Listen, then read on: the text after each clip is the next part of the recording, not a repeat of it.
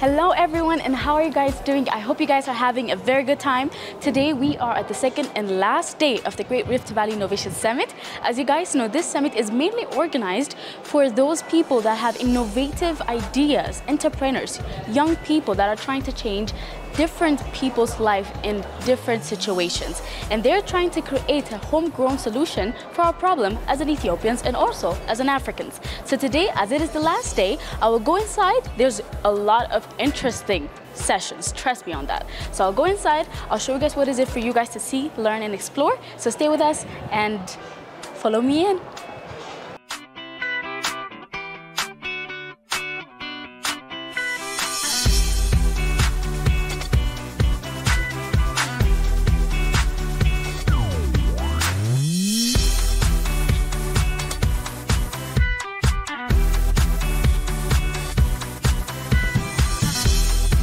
Are you ready for the pitch? Ready? Are you ready? Okay, before we go there, let me take a moment and introduce our panel of judges. They're sitting right up front. So she is the senior partner at Malala Partners, where she serves as the managing partner for Ethiopia and leads the commercialization practice. And she also is a general partner at Kazana Fund, an initiative aimed at supporting and investing in innovative businesses across Africa. She has over 17 years of experience across 9 countries, and she has developed a deep understanding of market dynamics and business development strategies. And she continues to play a pivotal role in shaping the business landscape in Ethiopia and across Africa, East Africa. Can you stand so they can see you, please?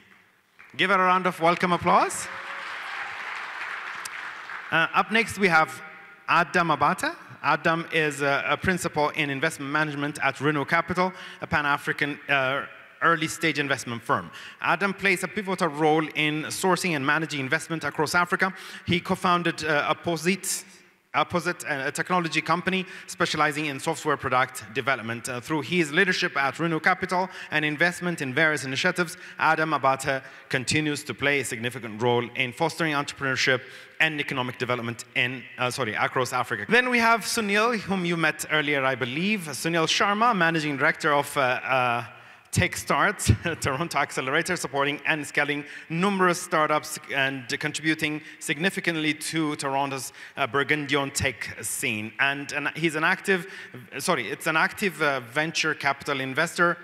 He is an active venture capital investor focusing on early stage technology companies. And Sunil views his role as a connector and leveraging his extensive network to facilitate meaningful relationship that results in investments in key hires and customer acquisition for startups. You met him already, but some of you may have just arrived. Please stand so they can see you, sir, and give him a round of applause. And someone I've known for many, many years now, Tigist Araya, is also on this panel of judges. She's an Ethiopian entrepreneur, co-founder of Araya Venture AVL, and a venture builder dedicated to addressing value chain bottlenecks and market inefficiencies in sectors such as agriculture, education, and healthcare. And supports mission-driven founders and companies at the pre-seed and seed stage and beyond her entrepreneurial. Okay, then, ladies and gentlemen, please give it up for Tigist. If you could please stand so we can see you. Okay, ladies and gentlemen, now, without further ado, are you ready to see the first pitch? Yetal, are you ready? Zagaju? All right, let's start with Dr. Azmera, and the team will be sitting on the side. Give it up for Dr. Azmera as he comes up to the stage.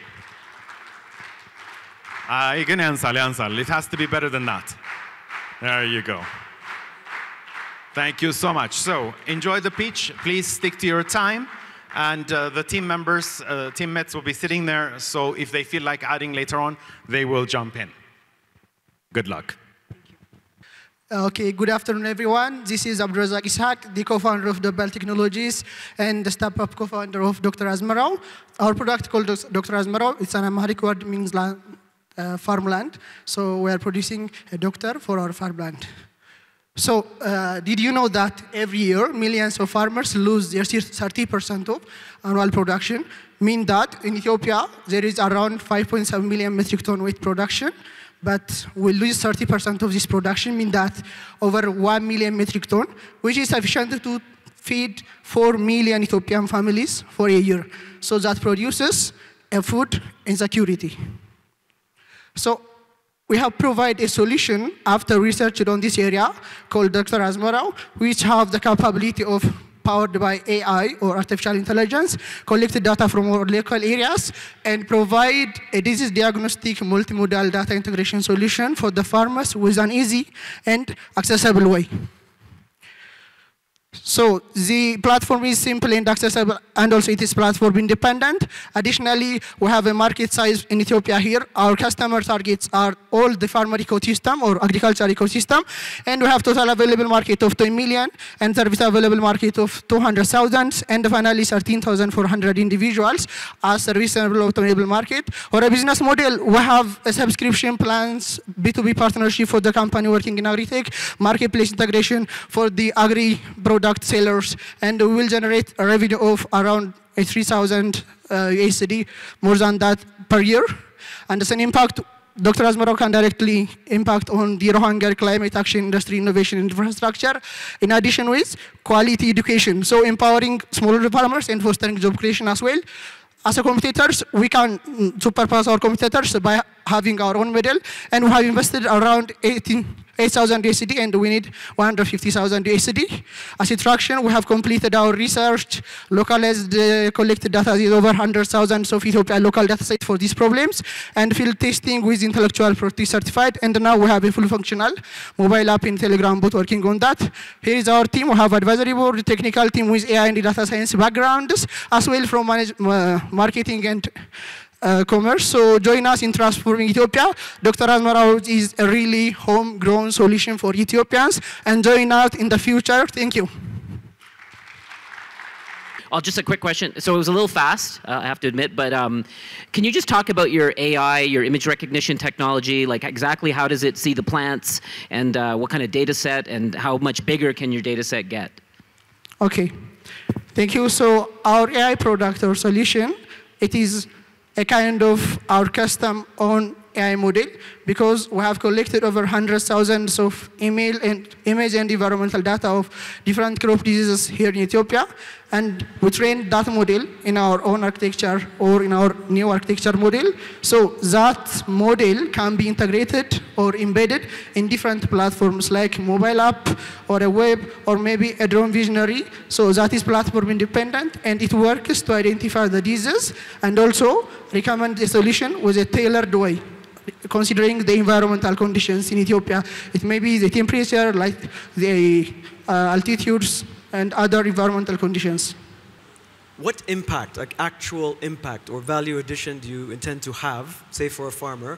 Have you quantified it, and have you proven that you can deliver that? For example, can you increase the farmer's income by X%? Or tell me what the value addition you want to bring is and how you measure it. So during our research and development phase, we have proven something that is critical regarding this area, mean that the farmers around some area in the northern part of Ethiopia, they were using a platform known as Plantex, if you know it. So the Plantex, it's a platform, can detect diseases and recommend solutions. But the reason, or the one thing that we consider or we got from that was, Plantex can predict the disease well. But in the condition of Ethiopia, diseases depend with the environment.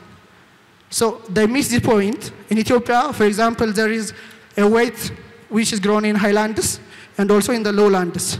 But while trying that platform in the lowlands, it predicts the disease and shown there a disease that will happen on the highlands. So the consideration lose there. So the farmers who use our platform as a test can have great, like the farmer expertise uses this platform to diagnose the disease, identify the disease in a tailored way with their actual environment, and get the tailored solution with their actual environment. He may add. Okay, to add more, based on United Nations data in Ethiopian government and our observation, more than 1 million metric tons have lost by crop diseases. And those diseases can be prevented at the early stage. So our AI can easily identify the disease at the early stage and give us more information what we can do next. If you could add one person to your team, so one skill set, yeah, one gap that you may have right now on your team, what skill set would you want to add? So if we got the chance who can support us in our team, we will surely select a one who have an agriculture background or an extreme knowledge regarding with the areas of agriculture, not only in Ethiopia, but right in the context of the world. Okay, thank you for the presentation. So tell us a little bit more about your revenue model and the traction that you have specifically now, because I believe you have deployed your product, you've tested it. If yes, what's the traction that you have? Okay, starting from our traction, we have already developed the AI system and tried to test on more than 10 farmers from 2 different regions of Ethiopia. More specifically, in Amhara region, around Dawat Afawarda, and in Oromia region, in RC zone, we have tested on them. Not only farmers, agronomists, pesticide sellers already started using it, and we are getting more comments from them. Maybe to add more, as a traction, we have completed our research. The research was by me, and it's really on review to be published. And the other, we have just completed the development of the AI. Additionally, completed the intellectual property registration, and also the robust data set with custom Ethiopian data. Now, ladies and gentlemen, please welcome. Is Made Care up next? Growing up, my older brother Astawai was my hero. He was a straight A student and named as National Brain of Brains after he won a prestigious academic award. But beneath his success, he was silently battling a mental illness that no one understood. He was surrounded by people who loved him but feels still so alone. The pain became too much to bear, and he died of suicide while I was just 13. Witnessing that tragedy firsthand left me with severe trauma, a wound that has never healed. That loss ignited a deep need in me to help others suffering in silence and to become the compassionate support that was lacking for my brother. Becoming a psychiatrist is not just my career. It's a mission to break the silence. Hello, I'm Dr. Jalani Bekele, a psychiatrist and founder of Is Mind Care, a virtual and in-person facility which is established to help Ethiopians suffering with mental illness living in Ethiopia as well as over the globe. Do you know that more than 23 million Ethiopians experience mental illness, which is 1 in 5 people could experience mental illness, and yet when we see the pathways to treatment of mental health care, there are a lot of barriers like stigma, affordability, accessibility, cultural and religious myths. As you see, the market opportunity, the prevalence is very high, and from this we are targeting to obtain the sum from 33,000 up to 55,000 from people living in Ethiopia over the past 5 years, over the coming 5 years, and from the diasporas, 3 to 5% of the sum, which is 2,700 up to 4,500 people in 5 years. So we come up with a solution of a hybrid model of mental health service for those who couldn't access virtual access and to come to consult us and get the treatment. We developed a physical facility, as well as for those who couldn't come, we'll take the service to wherever they are in their own language and culture by using technology. When we see our progress, we start to become operational since COVID, and we tested the demand, and we saw that there's a lot of demand. Established the facility since 2023, and throughout the past 15 months, we could be able to make it to 1.8 million total revenue. And when we see our revenue streams, there are therapy, consultation, corporate and wellness programs, workshops, and our customer segments are Ethiopians from age to 13 to 50, and Ethiopians living abroad from age 13 to 50. These are our competitors, and our competitive advantage is accessibility, hybrid model care, affordability, and having a multimodal expertise.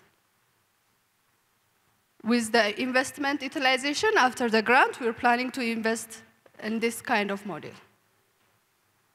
These are our people. Thank you. Let's make our mark together on mental wellness. Can you describe your virtual platform in more detail? How does it work? And how have you built it? Okay. We have designed a website, and through that website, there is a client registered through that website, and throughout the type of social medias or multiple type of access that we give the services virtually or wherever they are. So just to be clear, it's through a website, so through a laptop, through a browser. Yeah. There's no mobile app or anything like that. Is that correct? So our website is basically the gateway. So, but we have our office people who take calls from various social medias. So we have our presence on Facebook, Instagram, and different social platforms. So we have our numbers there. So we don't really have a specific platform where, so an end-to-end platform where it lands you and takes you to your therapist or psychiatrist.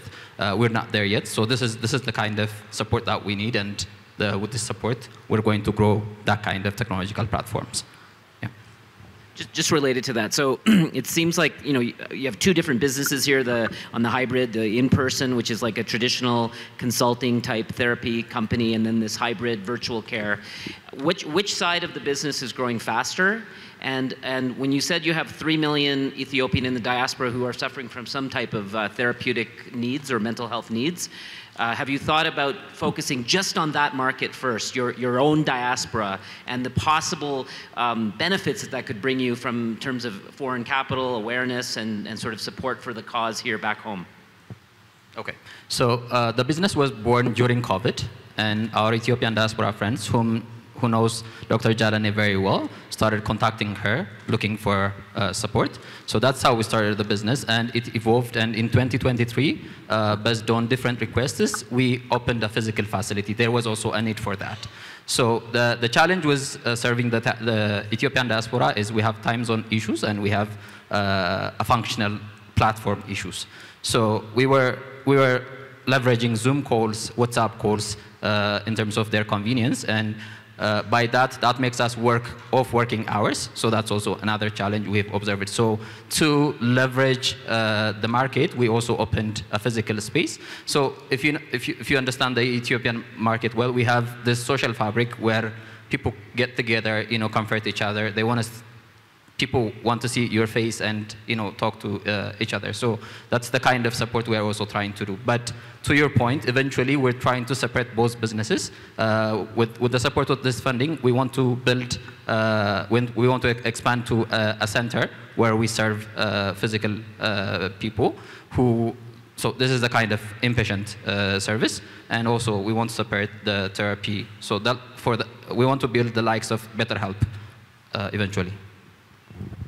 And also regarding the demand, I think the demand for in-person is a bit high, but still it's progressively increasing for the virtual needs. And also some of the conditions that are not to be treated on therapy virtually, so in-person, like prescription medications, admission might be required for those, and not to exclude them, we need to have both side to side. So I want to ask you about your target market, because I've seen that you have estimated your serviceable, obtainable market based on the 23 million people that are supposedly affected by mental health. And mental health is pretty broad, I would say, right? Because you have different type of mental health, schizophrenia, depression, bipolar, and so on. So given the service that you offer, and specifically that it's digital mostly at this point, I guess, which sub-market are you focusing on and which one are you targeting and basing your business on specifically? Thank you. So basically 2 broad categories. With the expansion, with the physical expansion, we're trying to address the substance abuse sector, which is quite prevalent in Ethiopia. About 70% of mental illness are considered comes from substance abuse. So our physical facility is supposed to address that, and the digital aspect is the likes of depression, anxiety, and such related illnesses are treated through our digital platforms. Thanks so much, everyone. Yeah. Let's go to Globe Doc. Please give it up for Globe Doc. They're going to, yes. So team members will sit there. You have 5 minutes, including questions, sir. 3 minutes. Sure. Good afternoon, ladies and gentlemen. My name is Kirubel Akalu. I'm the founder and CEO of Globe Doc Academy. Today, I'm going to be telling you a story about 2 young men, Amanel and his friend. They're young, enthusiastic students from Ethiopia. They are full of potential and eager to learn. They dream of becoming an engineer and a doctor. But in the current education system, which is failing 95% of the students that is teaching, they're struggling to learn mainly because of the one-size-fits-all approach our school systems have, the shortage of qualified teachers across the country, and the high cost of quality education in many places. And because of this, our students, Ethiopian students, are being left behind in this fast-changing, dynamic, technologically driven world. And I personally know this because I was one of the left-out students 10 years ago. And that's why we started Globe Doc Academy 18 months ago. Globe Doc Academy is an AI-powered e-learning platform that's built for grade 7 to grade 12 students that's teaching them subjects like maths, physics, chemistry, biology, economics, geography, name it, all the subjects aligned with the Ministry of Education of Ethiopia's curriculum. The edtech market in Ethiopia, we estimate it to be around $2.3 billion, and with 2% market share, we plan to unlock an $8 million opportunity just in Ethiopia. Our current business models are freemium model. We sell test preparation courses, and also we have B2B partnerships that we create different LMSs and also courses for. Our freemium model, we currently charging our students from grade 7 to grade 12, around 2,400 Ethiopian birr to study annually on our platforms. For example, a grade 9 student will register on our platform and learn all the subjects of a grade 9 student, which are maths, physics, chemistry, biology, economics, with just this payment for a year.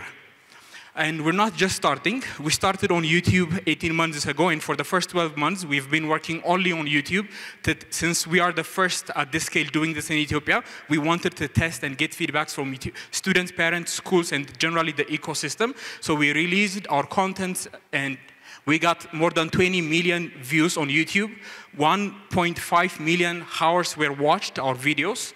And we have around 180,000 YouTube subscribers. And just 3.5 months ago, we created our e-learning platform and moved some of our content and also generated more. And we now have about 3,500 paying subscribers in just 3.5 months. And we're currently raising a $500,000 seed round investment. And with the if we win this competition and get the grant, we are going to be using it to scale our technology and marketing more. And our team is very strong. We have more than 55 employees who are working towards making digital education accessible for Ethiopians. Thank you very much.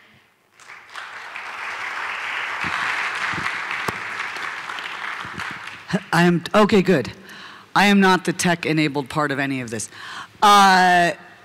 On your content, right? That's got to be one of your biggest costs because you're developing tailored content. Yes. Yes. Videotaping, or with production. Yeah. Do you have 12th grade yet? Sorry? Do you have 12th grade? Yes. Right. That's the big one, right? Yeah. So if I came to you and said I want the entire 12th grade curriculum in Guraginya, how much would it cost you to produce that in money and in time? Okay. Currently, we only have Amharic language on our platform from grade 7 to 12. I'm trying to figure out how much it costs you. Sure. So the cost that took us to create from grade 7 to grade 12 is about 7 or 8 million Ethiopian birr. So in now currency, it's about 70 or $80,000. We have very efficient system. We have our quality control team, our instructional designers, our graphics designers, the technology team. So we also have 2 studios that we are creating the contents. Most of the things are being done in-house, so it's efficient system. Can you tell us a little bit about the new product that you developed, so the application? Sure. You have everything on your YouTube channel, right? And you have a good base, consumer base. What's the difference between the paid, the subscription one, and the freemium model that you have? And do you have a strategy to convert the consumer base that you already have into the paid model? Okay. So first of all, YouTube is very much difficult for students to learn on it because the platform is not built to learn.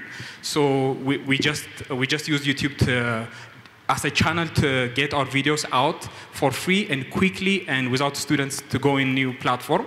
So there are many features on our platform. The first one is we have notes, quizzes that the students can take. And also the videos, we are only releasing few videos per unit for free that are on the YouTube and also on our mobile app. But our roadmap, we're just new. It's just been 3.5 months since we have launched the platform. But our roadmap on the platform is to make it adaptive. That means, for example, after we give our students to watch a 15-minute video, the next video is going to be suggested by our platform based on the question that the student answers from the learning objective of the first video that the student have watched. So it's going to be adaptive learning, so that's the biggest unique selling proposition for the students to convert to this one. Well done. I'm going to kind of double click on the last question. My biggest challenge with learning platforms is understanding why, with so much online content, often for free, and such a wide variety, what's different about you? Like, why would somebody come to your platform, and especially why would they pay to use it? You began to answer it. Yeah. I think I heard something about local curriculum that you've done. Yeah. Can you expand on that a little bit? Sure. So this idea of Global Academy actually came to my mind when I was a second-year university student. I was at Addis Ababa University student. I used to watch a lot of Indian videos since the professors that we had in our schools, due to different reasons, were not teaching us well enough. I used to go online to YouTube videos to learn. With the Indian curriculum, with the Indian teachers, with the language barrier, I still got so many A's because of those videos. So I always had that in mind. What if we create this kind of contents for our students in localized and culturally relevant and examples that they can understand? For example, when we teach our students about, for example, the capital market, our economics teachers just don't define the capital market and pass. Our economics teacher will relate that capital market to the current what's happening in the country, so the students can relate what's happening in the news and the country. So the localization in the language is one of the biggest, and also the curriculum. That's another reason why they're converting to this. Just similar to that question, what is your how can you inspire us in terms of what comes in the future when you look at all the online content from Khan Academy to Coursera, Udemy? How are you going to engage some of that content using maybe AI to do language translation and really bring the world to the Ethiopian students at such a young age? Is that something you're thinking about doing? Just to make sure, let me repeat the question. Are you asking me about making those videos, changing the language of those videos? Yeah, language and also just accessing content. You mentioned you were inspired by Indian content at a young age. Yes. Well, there's content everywhere in the world. Do you plan to bring some of that best practices to the youth of Ethiopia? Yeah, thank you very much. Good question. So the most difficult part of the whole startup was identifying the most efficient and effective way to create content. We have already done that in the first 6 months. It took us a lot of money and a lot of mistakes, but currently we are so much efficient in creating content. Even so many development partners and other companies are contracting us to create courses and create those things, and customizing those courses from abroad to our country with the difference of language and the curriculum. The cost might even be higher. So because of that, we went this route, and yeah. So it's not really on the plan. Thank you very much.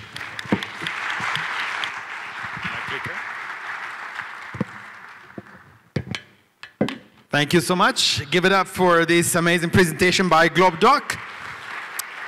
Really inspiring.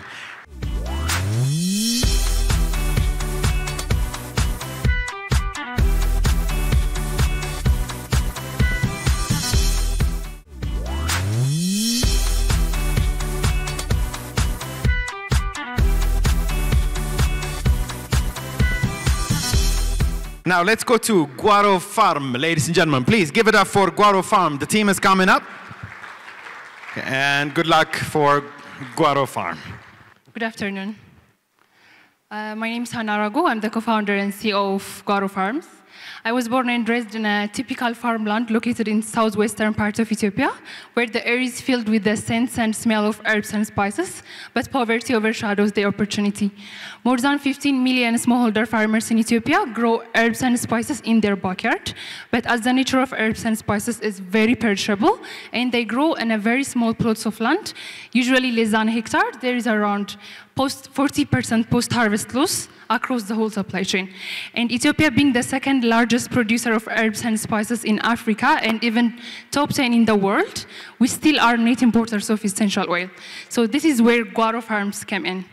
At Guaro Farms, we design, build, and distribute small factories that fit in a 20-foot shipping container to process these herbs and spices into high-quality, indigenous and organic essential oils right at the farm gate. And the factories are designed for every 500 smallholder farmers. And to complement our physical infrastructure, we also implement a cloud computing system to manage all of our microfactories centrally and provide end-to-end traceability. We already have an in-house ERP solution for Guaro Farms. Our products are crude, cosmetic-grade essential oils and hydrosols, which is a byproduct, and we're supplying these crude cosmetic-grade essential oils to cosmetic manufacturers for further processing. And this is how we scale. One factory for every 500 smallholder farmers. Our minimum gross profit margin per liter is 60%, and there's a huge and growing demand for organic and indigenous essential oils across the world. And unlike our competitors, our small factories are very cheap, can process small and fresh amounts right at the farm gate, which is giving us a price and high quality competitive advantage while still creating an income for our smallholder farmers. So far, we have onboarded 2,500 smallholder farmers. We have built our first factory. We have MOUs to offtake all of our produced essential oils, and we have MOUs signed with agri-consulting company to manage our backward supply chain. And this is our team. Myself, I'm a chemical and process engineer, and my co-founder is an architect who has been a farmer, and we have this team of advisory. Winning this award will allow us to expand our operation and build more new microfactories. So we invite you all to join us, and together we can have a lasting impact on the lives of smallholder farmers and bring Ethiopia's finest herbs and spice products to the world. Thank you.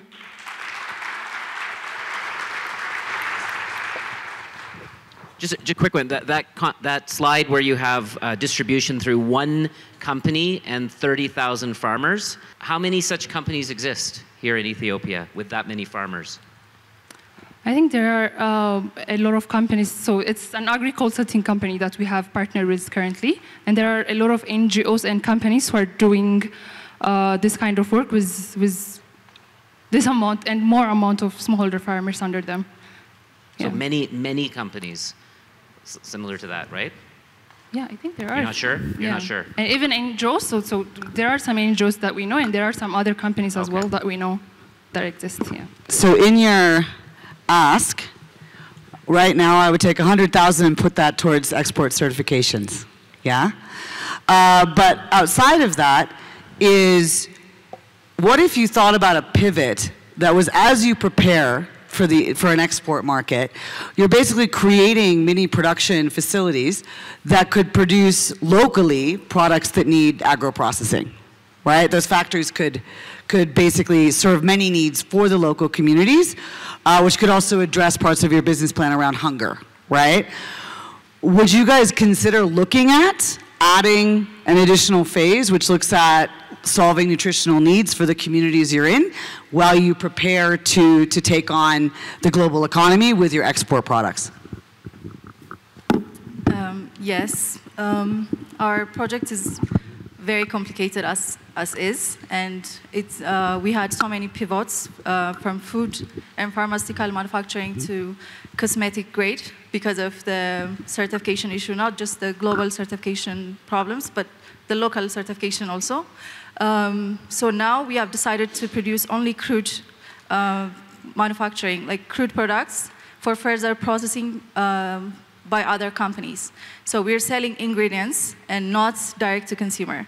And when you do this, you only need 2 certifications called REACH and CLP, and our in-house ERP software, that's what it's for. We have almost 90% traceability of all our products from production to market. And the REACH certification we only need when we reach 100 tons, which we don't need yet. So that's something we plan to tackle when we get there. On the nutritional support, we are hoping right now the extra income that we're creating for mostly women farmers, 80% of the 2,500 farmers we onboarded are women. The extra income, we know it's going to go to the households. And we are very gender sensitive. We are part of the Acumen Gender Accelerator also. So we know women use most of their income in the household and for their kids. So that's the support we are providing right now. But in the future, we included nutritional education into our farmer educations. Yeah, hopefully we will be supporting them more. I see that you've mentioned you've signed MOUs with 30,000 farmers, right? So what is the modality of partnership that you have with these farmers? Specifically asking this because how do you make sure they supply the right quantity and the right quality of product when on the other, on the other hand, you only have one offtake agreement for now? So do you buy everything they produce? How do you make sure they produce what you want when you want? Basically, do you buy everything they produce? So we have MOUs with a company that have 30,000 farmers under them, not directly with the farmers. And our model is to offtake very small amounts because usually spices and herbs are produced on their backyard and they're not their main produce. They're not their commercial plants. So we offtake very small amounts, around 1 to 2 kilos per farmer. And we have 500 farmers per factory, and one factory produces around 1,000 kilos per day. So what we want to do is when we have more demand, we already have more demand, one factory cannot supply even one of our off-takers. So when the more demand we have, we're going to go into more into the supply chain and give them seedlings and other things that they need in the future. But right now, we're just off-taking what they already have. Time's up, but can I sneak in a question very quickly? Have you sold anything? Actually, 2 questions, but respond very quickly. Have you sold anything yet? And 2, this is a big question, but operationally, how are you going to go from 1 factory to 5,000? Quick, short answer. Have we sold any? No, not yet, because we were working to get the AFJ license, so we're almost done with that process, so not yet. The second question, how are we going to reach 5,000 factories? So we're planning to, we're testing our first factory right now, so we're planning to automate our operations inside the micro factory. So our plan is repeating the same micro factories for like 500 smallholder farmers. If I answered that, and I don't know. Yeah, short amount of time, but that's fine. Thank you. Thank you. Thank you. Congratulations to Guaro Farm. Something very interesting, right? Give it up for the 2 ladies. All right. We have just 4 more to go. Hulu Care will be presenting next. Where are they? Hulu Care. Please give it up for Hulu Care. And I wish you luck. You have 3 minutes of time for your presentation and 2 minutes to respond to questions from the panel of judges. The big button. Good afternoon, everyone. I'm Dr. Tamra Sultan, co-founder and healthcare lead of Hulu Cares. During my medical internship, I met a brave woman named Sarah. She was a mother of two who worked hard to support her kid in her village. Even though she started feeling unwell a while ago, she delayed seeking treatment due to the fear of high medical expenses. By the time she visited our hospital, she was diagnosed with end-stage kidney disease. And sadly, it was too late. Her condition worsened rapidly. Her kids were forced to drop out of school to support their mother. Witnessing this struggle made me realize this is not just about Sarah, but a sign of a bigger problem in our healthcare system. Our healthcare system is in a crisis. More than 66% of the medical expenses are paid out of pocket, and this results in 50% treatment delayed, and sadly, we have the lowest insurance penetration, less than 1%. This shows the urgent need for a solution. That's where Hulucares comes in. More than 80% of our population use informal risk pooling mechanisms like adash. adash is a community-based support group where members come together to contribute for their specific emergencies. So what we basically do is we harness this long-standing traditional asset and transform them into a community-based health insurance group. Let's break the process and simplify. So with Hulucares, families like Sarah will join a community-based health insurance group near to their village by the support of our community agents. Once they onboarded, we will give them a unique ID that verifies their user case, and that will be directly integrated to our comprehensive healthcare network. So if anytime they need care, they just need to call to our telemedicine and they can access to our comprehensive health care without the burden of out-of-pocket medical expenses. We are seeing a vast market potential in Ethiopia with 6.2 million populations. We sustain our business by subscription-based premium, and in the last 6 months, we have done a lot by onboarding 4,500 members from 13 adashs, winning both Bimalab and Timbuktu Africa, and named Africa's Best Gender Inclusive Product of 2024. Now we have 3 health insurance and 1 health micro saving product, and we are the only premium financed product in Ethiopia.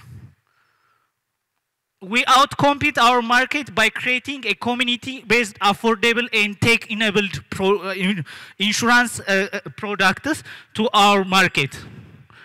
These are the team behind Hulucares that makes the difference. We are backed by an industry expert from diverse background, and we are asking 215,000 in funding and partnership to accelerate our growth.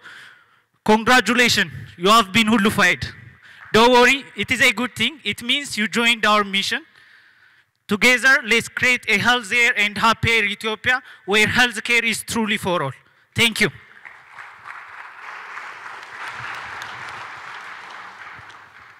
Can you go back to the slide where you have your competitors? Yes. Can you tell me the gap you've seen in the government health insurance scheme that has been widely implemented, which I believe is kind of similar to what you're doing?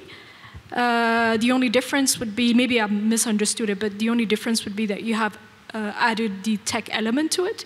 So which gap have you identified in that scheme, and what makes you different?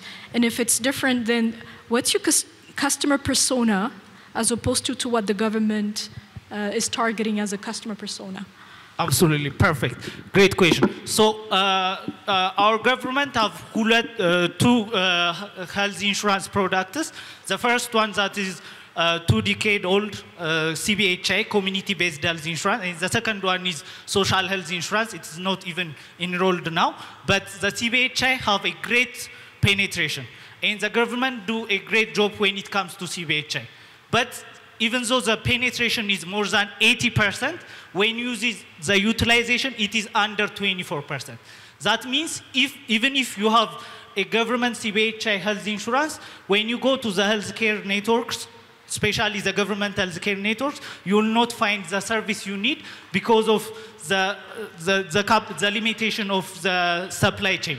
So you will need to go to the private hospitals. And we are different by creating a community-based health insurance for the private healthcare network. What we are currently building is a private healthcare network that work together to serve the community. So what we are basically doing is that once we onboard one header, we also onboard a private healthcare network and, near to that village. And our telemedicine on top of that will also be on to the service, will provide that. How have you developed relationships with the service providers? Because they have to trust you in order to accept you as a payment method. That's one.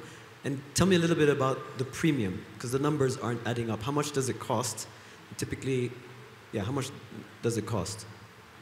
So, yeah, we build trust with our partner by providing them beyond health insurance, beyond customers. We provide them with medical record system. We provide our medical record system for free for our medical network, and they can utilize this medical record system for their use.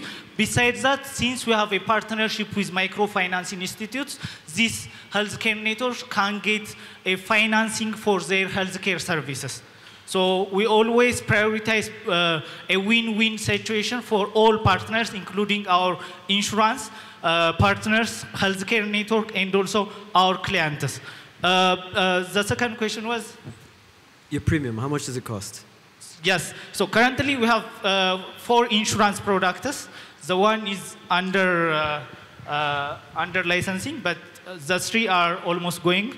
Huluder Basic, Huluder Advanced, and Yaswa. So Huluder Basic and Huluder Advanced are less than 4,500 per year. And we also have a premium financing. That means clients now can pay in a multiple settlement.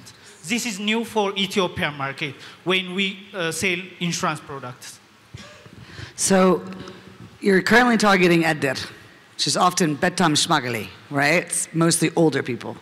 What is your plan to access young, healthy people that will serve, the main underwriting for your insurance products? Perfect, great question. So what basically different us is we onboard not individuals, we onboard families. So as you know, Edders mostly have a senior citizens. Whenever we find a senior citizen, we will discuss through our community agents. These community agents will onboard the whole family. So our process works on onboarding the whole family, not only insuring the senior citizens. But still, we also have a specific product that works in chronically ill patients that is well suited for our senior citizens. Just a quick one. What about the people who live in the big cities, people in Addis? Are you trying to serve them at all? Absolutely. In Addis, there are more than 1,000 Edders, and currently we already have partnership, one of the biggest sub-city, Nefas El-Klafto. They have 600 Edders, which is around 1 million customers. Thank you so much. Looking at how fast they do it in just 3 minutes, it's incredible. Just that by itself is really amazing. So congratulations and good luck. Give it up to Hulukare. Now let's go to the next one, that is Infra Protocol, and the team for Infra Protocol will come up and present now. Please give them a round of applause as they come up. There they are. So thank you very much. My name is Sophonias. I'm from Infra Protocol. We are building an AI personal tutor for every student in Africa. So this is, of course, if I was starting a company today, I would build the best AI tutoring products. This is Saltman from OpenAI. So this is an inspiration for us. So 10 years ago, only the rich could afford personal drivers. Right now, only the rich could afford personal tutors in Africa and in Ethiopia. So we want to build a personal tutor for every student in Ethiopia. So the problem is huge. 97% of high school students fail their university exams. So that's shocking number. But on top of that, we have crowded classrooms, underqualified teachers, and also no personalized and outdated materials. So the real solution is, what if we can make a tutor that can be adjusted to every student possible? So if you can imagine learning through visuals, graphs, images, and also ask silly questions that you can imagine for chemistry, physics, or maths lessons. So that's exactly what we have built. So we've built an AI-powered tutoring platform that can be adapted to 50+ languages, and also can give you better results than the current systems like ChatGPT even. So this is a good comparison, just typing ChatGPT lessons into chemistry lesson into a ChatGPT versus our platform. So our platform gives you a visual exact answer versus ChatGPT, where it's like a verbose result. So we are punching our weight, but we think our platform has been designed for education, so that's our moat. So also our platform has been designed for teachers. So we call it a Swiss Army knife for teachers. So you can design your lessons, saving you 20+ hours a week. On top of that, you can adapt it to the current system in Ethiopia, or whether you are in Nigeria or the UAE. So it's fully customizable for teachers as well. So, and then they can publish it to their students or class. So on top of that, this is a feature that I've been kind of excited to build, which is a feedback loop for the students. So no, it doesn't just give you a feedback of the lesson you've just So I just want to go to this result, because it's really important. World Bank recently did a small test in Nigeria where they compressed 2 years of lessons in 6 weeks. So that's exactly what we've built in our platform. Obviously, you've heard it from GlobeDoc and Myology. We think our platform has been, it's a future of what they are building, and fully automated. And the cost is just $7 a year, because we think price matters in Africa.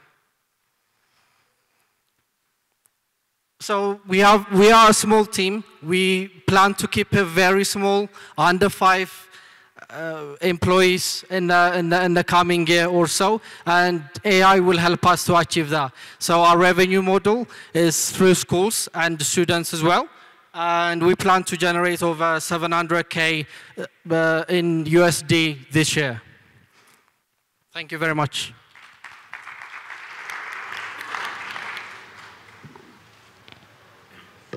So you didn't show any product here. So what have you actually built in reality? So let me go back to this.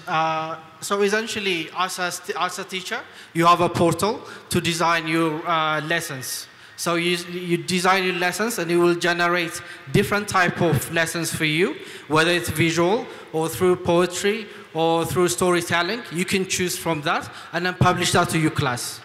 So as a student, you have a portal as well that's already built, and you can take that lesson, and also, once you finish that within a limit that the teacher has given you, you can submit that and get your feedback as well. So that's the 2 portals we've built so far.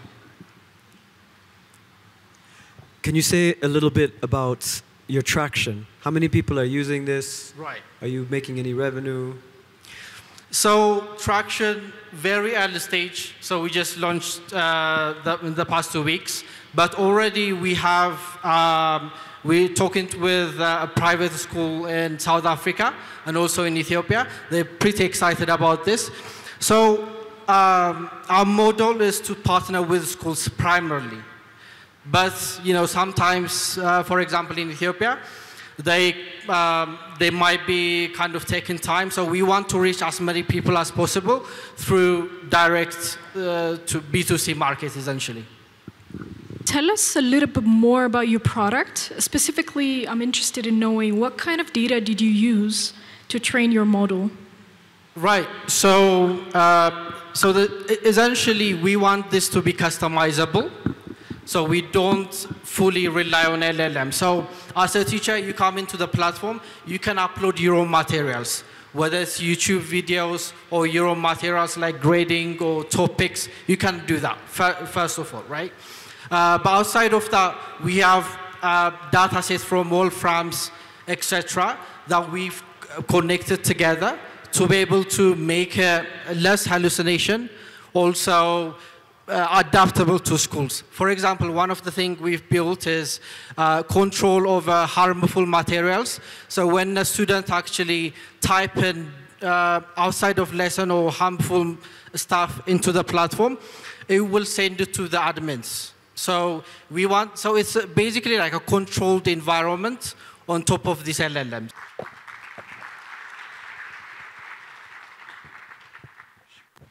Thank you so much and good luck.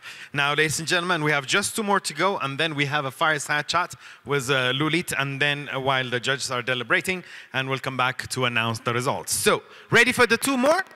Where is the energy in the room? Ready for 2 more? There you go. Awesome people. So, Lifeline will be the next presenter. Please give it up for Lifeline. Good afternoon. I am Dr. Salomon Desaley. Have you ever cared for a loved one that was seriously ill? I see some hands back there. Pretty much most of us experience it. Imagine having to choose between going to work or staying home to care for a loved one. Imagine doing it without no support or guidance. This is what happens for millions of families in Ethiopia now. And it's not a small number. 1 in 3 of illness now in Ethiopia occur due to chronic medical conditions. And this accounting to 9% of the population has some form of chronic illness now. And yet, the healthcare system of Ethiopia is not designed to cater for it. The paradox is, all of this is happening in a country where we have an increasing number of unemployed healthcare professionals that are young, energetic, and ready to work, unlike anywhere else in the world. We see opportunity in this paradox. And that's what we do at Lifeline. We connect healthcare professionals with patients requiring home care. And you can think of us like Uber for healthcare.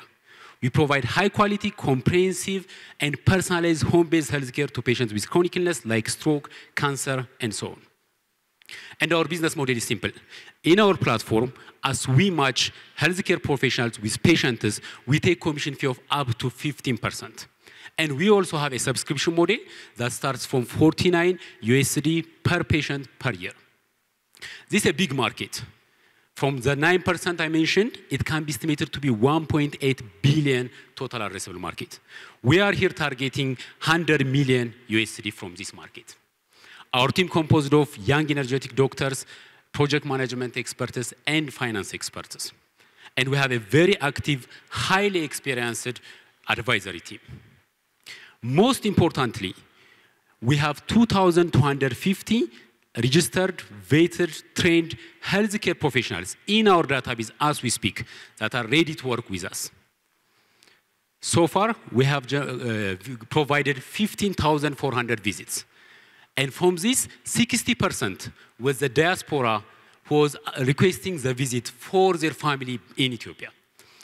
And we are very proud that we created 200 jobs, 200 people in our payroll, healthcare professionals, in a country that we couldn't do it.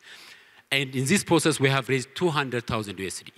We stand out from the market in our comprehensive scope, doctors visit, nursing care, physiotherapy, laboratory, and we are affordable, accessible, and we have a track record that's making us the most reliable in the business.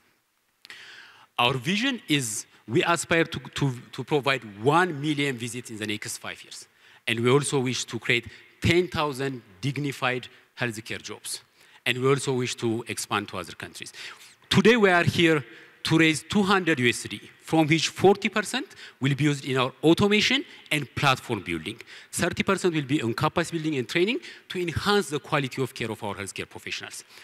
Join us. This is a chance to save lives, create jobs, and make money. Thank you. Hi, Solomon. So I enjoyed the presentation. Question, so it's very foreign for me to understand that there's a country that has a massive surplus of healthcare professionals that are just not working and not being used by society. But that seems to be the case here according to what you just presented. So two things come to mind. One is, what about the opportunity of leveraging this talent with other countries and other markets where they're sorely needed? And is that an opportunity to provide, remittance type capital back into Ethiopia? And secondly, on the topic of diaspora, wouldn't it be logical that a subscription be available for members of the Ethiopian diaspora wherever they live in the world so that they feel peace of mind looking after their loved ones at home here in Ethiopia? Thank you very much, Sunil. Two questions. The first you asked about like the potential of export. Yes, it should be export. It's a very young country. We used to have just 3 medical schools. Just 20 years back, the government decided to open 30 more. That surplus results in parallel growth in the number of healthcare personnel. That's not coped up by how the healthcare system grow. So we can use this opportunity, one, to provide home care like we did, and two, is to export it to elsewhere. And that's a good thing, because they will go, get foreign currency, come back, build healthcare system, make money. So we can still generate a lot more healthcare. So I think it's a policy issue. I would have loved to set up a startup around it, and it's an exciting thing. The second is how we can, remind me the question I said. The second is a subscription model for your diaspora, for the diaspora. Yeah, as of now, 80% of our business is like follow-up for patients with cancer and stroke. Because the diaspora is desperate. Ethiopians are desperate because they have a mom sick at home. But when it comes to the subscription, you need lots of convincing, right? You need to have to build a more repetition. But my hope for the future is we have 80% subscription and 20% of this. So yeah, that's where we want to go to. Yeah. Question about product. So it's very useful when you give a comparison like Uber for healthcare. But two questions. You said you charge a subscription. And secondly, it's a little different than Uber, I imagine. You may correct me. It's not transactional. It's not one ride at a time. If I'm bringing a healthcare provider into my house, it's probably a long-term relationship. So broadly, the question is, what value are you adding besides making a one-time connection? And why is that subscription fee valuable to a customer? So, it's a very good question. We started with us as a home care provider. We hired nurses, we hired doctors, and we send them to patients. But like you said, a patient with stroke might need 3 nurses every day for a year. So we go to a point where we can't hire any more nurses because we just keep on building more nurses, and it become operationally heavy, and so we want to shift into a platform model, but it's not as simple as Uber because it's intricate, complicated things. The closest nurse is not the best nurse. The best nurse is the one, we need to go further to match it. The best nurse is the one with the most experience about that. The best nurse is the one who is the most compassionate about that. So we are trying to add all that into our algorithm and match the right person. But more important, our value is trust. If you were to get a nurse and if you don't like her, you can't really switch the next day. But you can call our service. Salomon, you send me this doctor or nurse. I'm not happy with the service. I will send you right away. You are not happy with the service, I will refund you. You want laboratory, I will add you. Comprehensive. Now you want a physiotherapist, we have it for you. So it makes it all in one place.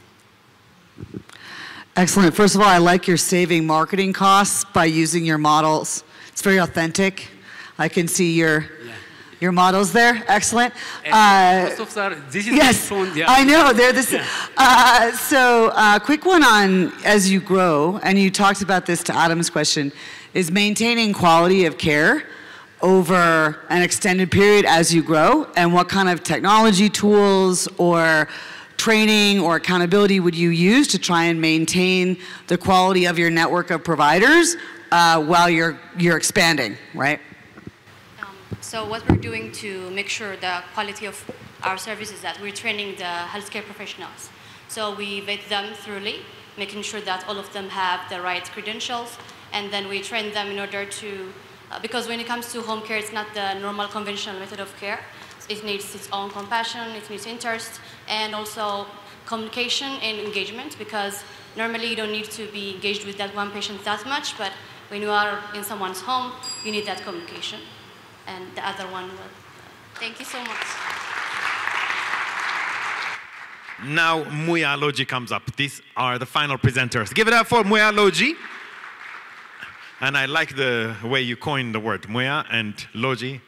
Very interesting. You have 3 minutes for your presentation and 2 minutes to respond to the judges' questions. Hello, everyone. My name is Nathaniel Adane, and I'm the co-founder and chief operations officer at Muya Logi. So that happy guy was me when I graduated from one of the biggest universities in Ethiopia, Addis Ababa University. But sadly, after graduation, I couldn't get a job because the job market favors practical skills over traditional education. This is not the case only for me. 42% public university graduates are unemployed. And over 2 million youths join the labor market every year, and Ethiopia needs to create 40 million jobs by 2025. And at the same time, employers struggle to find qualified talent due to growing skill gap. So as you can see, there is a skill mismatch in Ethiopia. So we asked ourselves, why not develop a platform that empowers youth with the skills currently demanded by the job market? But we have to do it in a scalable way. So meet Muya Logi. Muya Logi is an AI-powered learning platform that delivers industry-relevant courses in a local language. Here are some of our courses. So after producing our courses, we deliver it through our own learning platform, which have a personalized learning assisted by AI. We partnered with expert instructors. We choose industry-relevant courses, and we produce it in a local language. And also, we offer job opportunities. Our revenue streams comes from 3 simple ways. We directly sell online courses to our students. We offer course production services for other educational institutions, and we offer our learning platform as a subscription service also for other learning institutions. So here is our customer segment. As a total addressable market, we include 2 million youths entering the workforce annually, which is a $500 million plus market. And from that, we focus on the targeted urban learners, which is $100 million market. And now we are focusing on online learners, which have a $20 million serviceable, obtainable market. So let's see the market opportunity.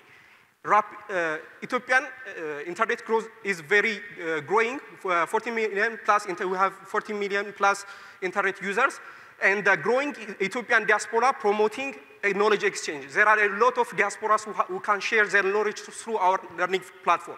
And the significant student population growth, which is 1 million students in university each year. And the regional e-learning market expansion. Muya Logi is tested in Ethiopia, and it's proven, so we can expand to other nations by replicating the same formula, localizing and personalization. So here's the team. Muya Logi is composed of 20 young individuals who are passionate about education. And the management team is experienced with technology and innovation. Here are our teams. Traction to date, we have over 100,000 users. We have to be able to generate $85,000 to date revenue. We have produced 25 courses, and we grow our user to 300,000 plus followers, and we signed a strategic partnership with 5 partners. So we don't want our growth to be stopped here. So we want to expand to other African nations too. So in order to achieve that, we plan to use the funds to build, to produce more industry-relevant and expand Muya Logi educated alumni, and to build Africa's largest educational content production to localize and personalize each knowledge that is out in the world. And we want to improve our user experience through our learning platform, through research. So thank you. And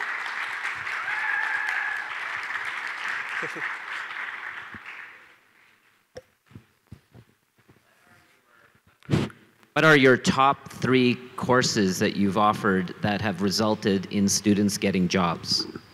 I think the first one will be English, like we have English language. The second one is like starting and running business in Ethiopia, because everyone wants to start business in Ethiopia, but they don't know the way how to start the business. So that one also another thing. The other thing is for freelancers is about photography and videography courses. Those are the 3 courses that right now I'm selling. I think you have a slide that talks about revenue streams. Yes. Okay, can you go back to that?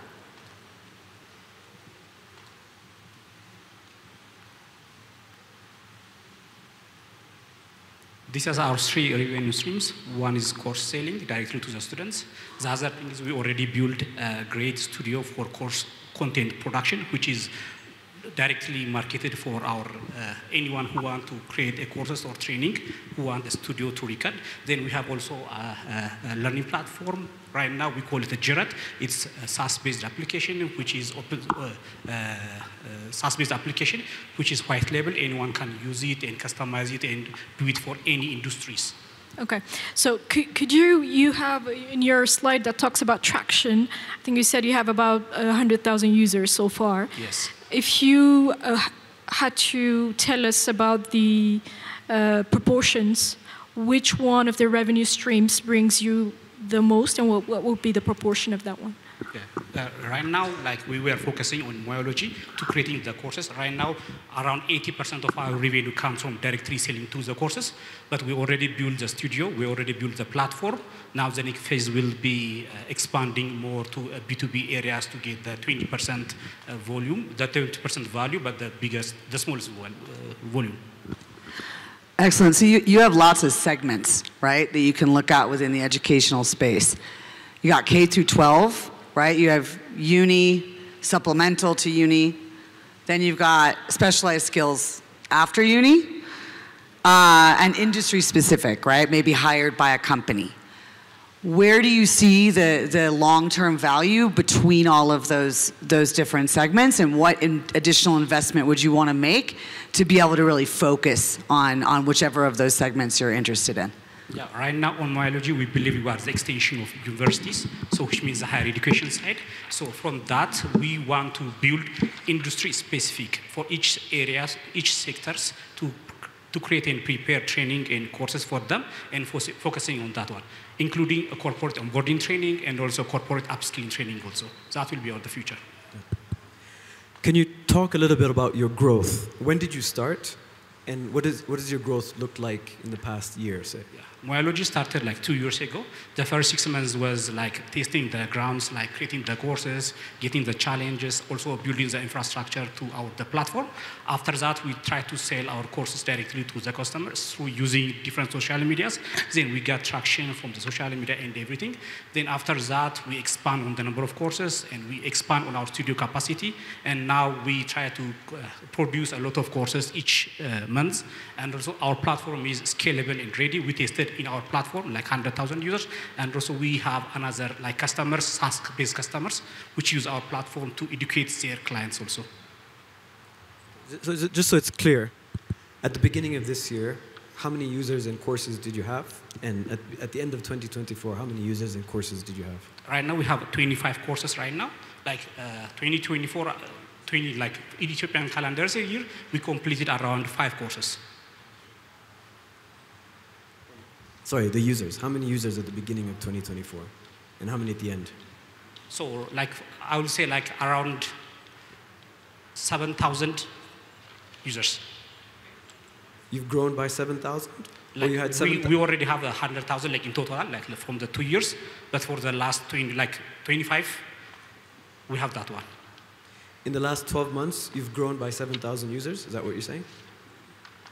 In the last year, say 2024. Okay, yes. You've grown your users by 7,000? No. Like for the 2024, if you are talking about the 24, it's around like 40,000 people are coming from that one. 40,000. 40,000? Yes. So you were at 60,000 at the beginning of the year. Now you're at... Yes. So you had more users the first year than the second year? No, we didn't complete the Ethiopian calendar year, but on the first year we get more of attractions, but the actual paying users are increasing right now. Okay. Okay, thank you. Well done.